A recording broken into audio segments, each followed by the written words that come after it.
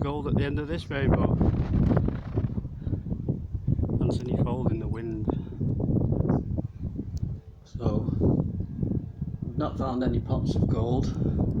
Not actually found so much as a coin, but I have found some things, and I do still believe I'm onto something. I'm having to do quite a lot of learning. So, how they built fortifications, for example, the Romans. And I've got maps out drawing parallel lines and straight lines through Great Britain. There's all sorts of things to try and discover. I'm at a place now where Watling Street is where the first Roman road that comes out through east of London, through London. It'd be south of the Thames.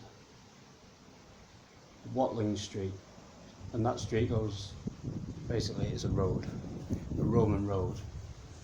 It goes right up through England, and we're going to find Watling Street. We're on the street right here. Obviously this has been untouched by anything during the Industrial Revolution, so it just comes down to the brook. But at the top there's a street called Watling Street, but it's modern, and I think it's just paying homage to the original lines that used to go through here. But we're going to make our way up today towards the Roman road that is in this area. It's Affetside, and it really is, it's called Watling Street, and it's a straight Roman road. I know there's the wall up there is actually Roman for at least 200 metres, so we're going to try and get that on film. The road crosses under here, under the water. There may not have been a bridge, you may just walk straight through the brook. All the Roman Empire existed within walls, so as they built the road, that was the Roman road with a wall on either side, and then a fortification every so often, which was also Roman, and the straight lines come out from all four sides of the fortresses and link to each other via other fortresses. So within these walls, all the way across to Rome, you know, the Roman soldiers are protected. Within those walls, that is Rome. It's a fortification, which it's a bit like building, how could we put it, sort of like a Lego system where you build it up. So we've seen the bridge. The road goes right through this point, I believe, the old Roman road, up over the hill, goes to Watling Street, and then joins up to Blackburn Road, the modern Blackburn Road, which was also called Watling Street on older maps. But interestingly enough, at the top of this hill, there's a street called Blackburn Street, and that is it's straight. It's almost straight, I nearly said it is very straight. It's about 300 metres to 400 metres of road, and that's called Blackburn Street. That links up in a direct line to Watling Street at the top, which eventually joins to Blackburn Road, which goes all the way through. We'll pick that up later at the other end, because we're not going that far, but it does join a place called Ribchester, which has an old Roman fort and baths, and just there's more evidence there that it definitely went in a straight line from Manchester to Ribchester along Watling Street, which is going directly through where I am stood now. That's a fact. Okay, so we've got the walls on the bank, quite big. There's pebbles and stones under the bridge and in the water. And we also saw an old stone waymarker, which is buried in the trees at the bottom of what I was saying was Blackburn Street, which it goes right through here in a straight line. Also, Anthony Corner And all the other sites that we've visited and I've mentioned are all linked within this area. But further investigation is needed, as I have said in the past. So I have a checklist of things. I have Simian pottery. I've found a trench. I have an idea where there is a corner tower.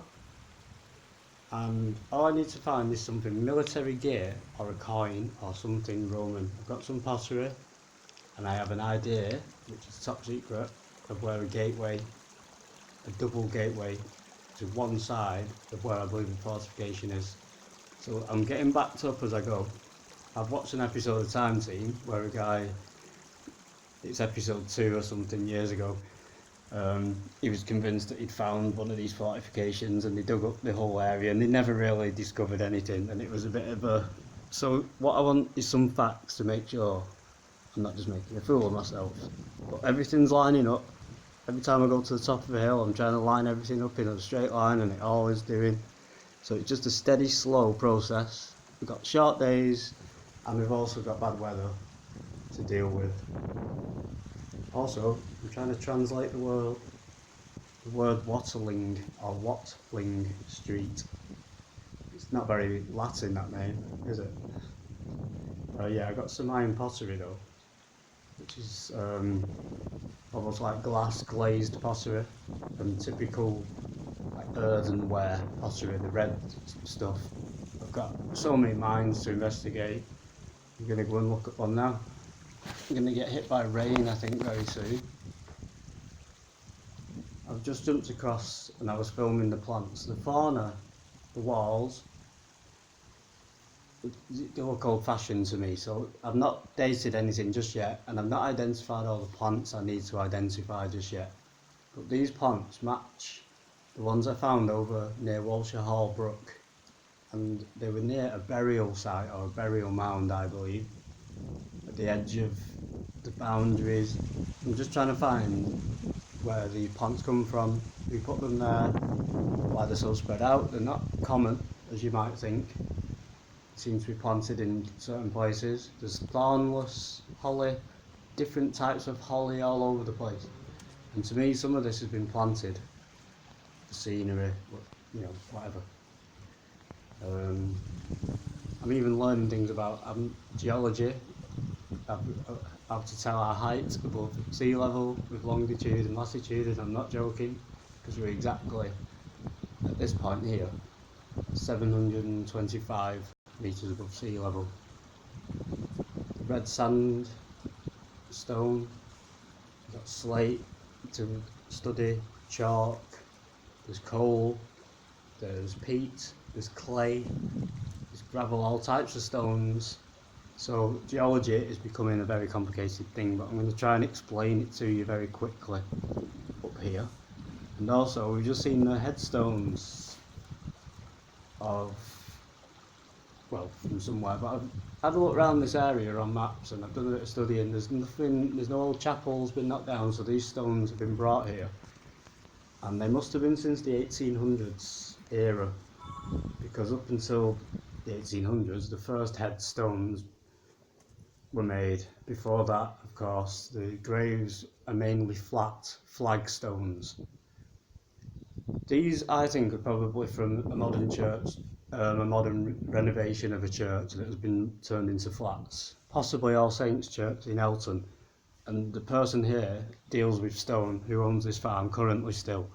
And I think they've just bought this as, you know, they can use it again as marble and such. There's all kinds of piles of stones in this area, and it's the old quarry, they own that land as well.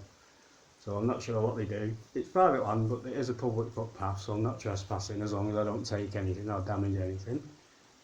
So the old wall at the top of the mine, which I said was very interesting, travels for miles and miles around this whole area. There's no evidence of a chapel, as I say. So within at least a 2-mile radius, there is an old chapel at the... So, Manchester UK, 3 videos of time with Stephen Goddard. And just, as we know, following the Roman road. Here we go as it's quite windy, I'm trying to stay in these areas that are covered. So going up that hill anyway, and this is our suspected path still.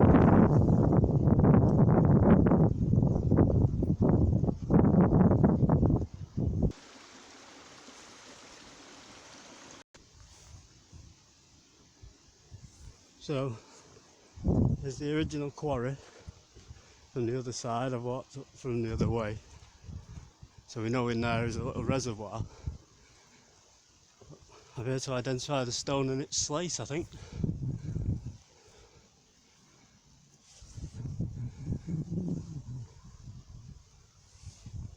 So this is the quarry, and that's red sandstone on the other side. So this is a fault. That's an actual fault line. You see how the layers come up over the top of one another, the bedrock. So that's like the geology, like that. That's one different layer, that's another different layer, that's another different layer, and so on. Constantly being hit by different forms of weather, Manchester, I'm afraid.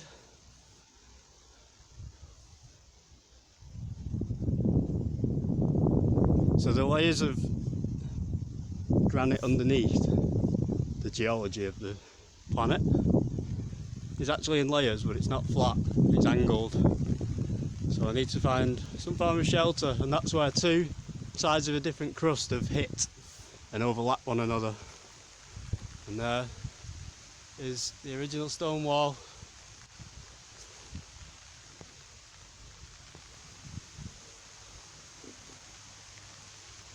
So right at the back there, but I would guess it's quite a dangerous place to go without knowing what you're doing, and the weather's hit, so I'm going to get a bit of shelter before we carry on.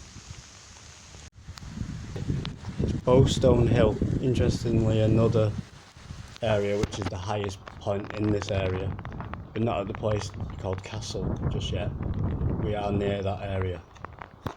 I'm not sure why it's called Castle, it's not at the highest point in the area either, but the top of this hill is, and we're about to see two stone posts which lead into what I believe is some form of old building or barn, but we can't see that anymore.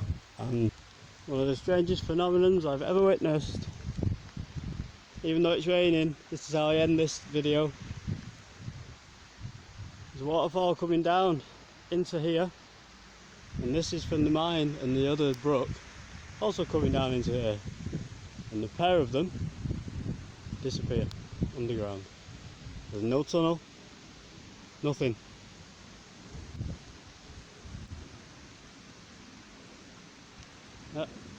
Massive stones, part of the quarry, so that goes underground a long way. It does re-emerge on the other side, but it must be underground. Water can't just disappear, else this would all fill up. Two streams running into nowhere. Like I say, it emerges the other side, but there's no evidence of a bridge. I think that's a shaft, which then bubbles up on the other side.